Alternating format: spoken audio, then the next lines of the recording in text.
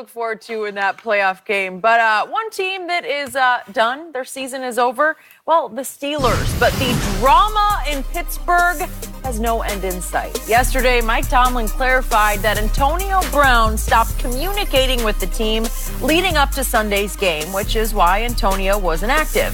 While Tomlin was speaking, Brown was posting on social media. He put up a cryptic message saying, amongst other things, that he is, quote, blessed with free will.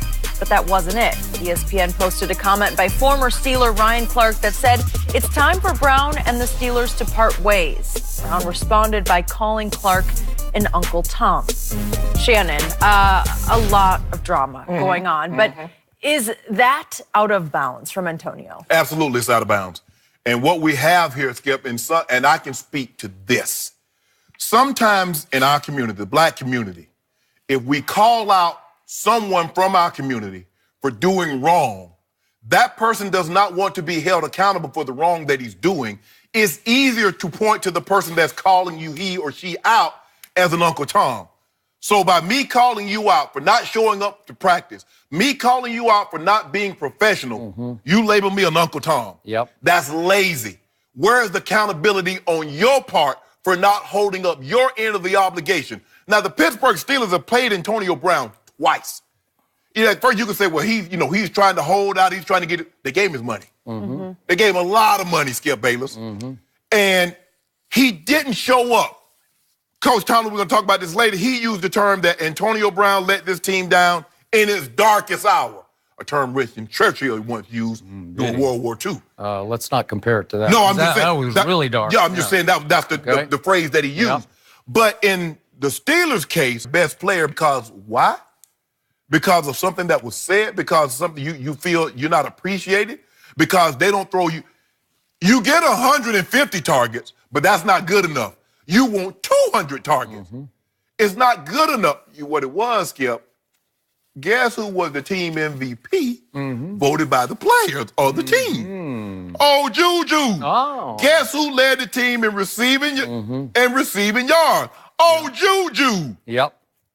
I cannot believe that Antonio Brown will get upset at Ryan Clark for pointing out, bruh, you're a professional. And for you not to show up to practice, it's been reported this wasn't the first time. And I've said this, Skip, you don't just get to this point. Antonio Brown just all of a sudden says, you know what? This is where I'm going to plop down. This is where I'm going to drop anchor here. Go back. There was something in 14. There was something in 15, 16, and 17. But Coach Tomlin talked really tough yesterday. Now, I remember in that Facebook Live video, Coach Tomlin says, we're not going to punish ourselves. At that very moment, Antonio Brown says, aha, I'm a good enough player that I can do this and nothing will happen. So if I can do this and nothing will happen, I'm a good enough player, I won't show up for practice. And then he had his agent to call and says, well, Antonio feeling better, he going to be ready to play. I will give Mike Tomlin credit for this. He said, nah, that's not how we do business He here. said it's not on the menu today, right? Yeah. I like that. Finally. But for him to call Ryan an Uncle Tom, sometimes I don't really think that some don't know what that is, what that term actually means. But I think in this situation, it was real lazy of Antonio Brown because what he's doing, he's trying to place blame on someone that pointed out his transgressions as opposed to accepting responsibility and culpability for what he did. Ryan Clark is wrong.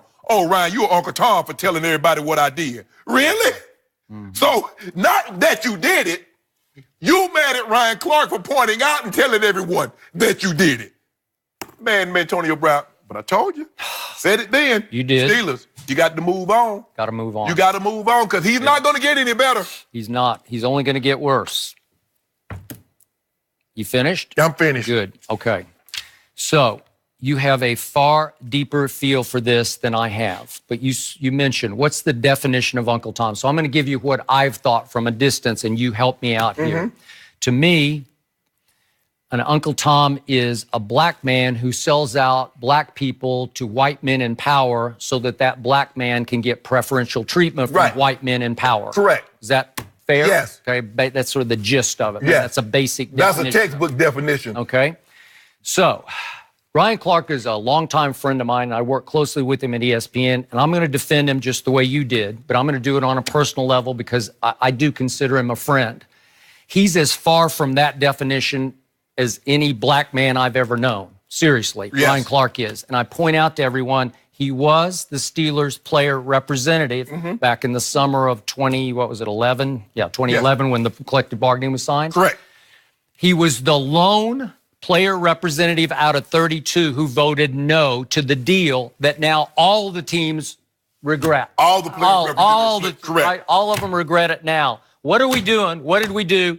Ryan Clark stood up at that point and said no to the quote-unquote white men in power. Correct. So give him that much, and then let's just leave it be and go on to Antonio, because to me that was just childish or whatever. It's just you're flailing when you throw Uncle Tom back at Correct. Ryan, and he doesn't deserve that, but that's fine. If that's all you got, That's all you got. Okay, that's all you got. So, by all accounts, these incidents have been taking place with Antonio since training camp. And I remind everybody, remember the week 3 incident when the former Steelers public relations man tweeted, remember, I'm going to read his tweet. AB needs to thank his lucky stars because he was drafted by a team that had Ben, and Ben got AB paid. You know darn well he wouldn't put up those numbers for other teams. Now, if that's fair or unfair, you be the judge. But that set off Antonio, and he immediately fired back, trade me, let's find out. Well, that's been in his heart the whole year. Correct. Okay, let's just send me somewhere else. I'll show you I'm better than Ben. I'm better than Juju and Ben. I'm better than, like I'm the show here. And he just isn't. I mean, but once you get that in your head and your heart, you're going to have problems. Right. And the whole situation degenerated yesterday to the point that our man, James Harrison, it looked like it was at James's place in Pittsburgh, right? And his friend Antonio is there with him, and they post an Instagram video, and they're basically mocking Mike Tomlin, or that's how it came across to me, while his press conference, his news conference, is in progress on their television, right? Correct. Okay, well, that's really a low blow because it smacked to the Facebook Live that started this whole thing off, right? Exactly. Right. Exactly. And what I can't understand, Skip, where are the Steelers that's been so outspoken about Le'Veon and his money? Where are the Steelers that were so outspoken about James Harrison being released and signing with the Patriots? Not one said a word. Antonio Brown been cutting up the entire season. No. And not one has said a word. I think they like him, and they respect him, and they know he's very valuable to their team, right? And it serves them right. What do they He call should've him? quit What's on it. his nickname in the locker room is Tony Toe Tap, because he can tap those toes. Yeah, and guess what he did? He toe tapped in his street clothes on did. Sunday He did. and left you out there high and dry. He did. Is that And what they you want? know it now. Yeah. Hayward was quoted on his radio show. He said, we just can't, that can't happen again. Oh, it can't? Okay. Oh, really, it can't? He Yeah. left at halftime. Okay. He didn't even stay. Okay. Yeah. But this is not the first thing that's been reported. This is not the first time they just missed practice. Nope. That's why I said it's been going on all year. So I can assure And you. where was Mike Tomlin all those other times? Yeah. I can assure you, if you've missed practice, you've missed meetings. Skip, I've had guys be late to meetings. Yep. In 14 years, play 14 years. I've had guys be late to practice. I've never, and a teammate of mine has never, that I know of. Now, maybe they came so late, we had already broken, I didn't know. Yep. But I know any guy ever missed practice. Yep. Never, ever, ever. Ever. Wow. No, I got you. So you got to have some chutzpah. You do. You got to feel real comfortable. But what you got to really have is 72. You got to have about $60 million in guaranteed money. You do. Knowing that ain't nothing they can do. So speaking of that, by the letter of the collective bargaining law, the Steelers could try to go after the signing bonus Yes. that they already paid him Yes. for his conduct unbecoming. Yes. But it would be hard to prove because even this past Sunday, Antonio did at least go to the stadium. So he could argue, well, I went to the stadium and you told me I couldn't play, basically, right? Yeah. So because obviously the NFLPA would immediately file a grievance if they went after his signing bonus. Yes. So I don't think the Steelers could win that one, maybe collectively if they had all the incidents documented for the whole year. Well, I'm sure they do. They probably do. I just don't know. It'd be an ugly battle. And then we get down to, can you trade him? Well, again, I mentioned to you yesterday, you have to fight with $21.1 million in dead money. That's if you trade him. You're still stuck with that from the guaranteed money. Or you can keep him and continue to pay him and have him continue to exhibit this kind of behavior. Well, there you go. You know, I'm with you now. I wouldn't have signed him in the first place, but I think it's time to just bite that dead money bullet, right? Bringing AB back under this current situation is akin to a man drinking poison and thinking someone else is going to die. You bring AB back and you think you're going to get a different result. That's what it's like, Skip Bayless, because he's already told you what he thought of you. Now, Ben, they can sugarcoat it. I ain't got no problem. I don't know what anybody talk about. It's all of a sudden Ben get amnesia. Ben, I'm like, how does Ben at the same practice as everybody else, and people see him not there, but Ben didn't notice it. Everybody else see him throw a football, but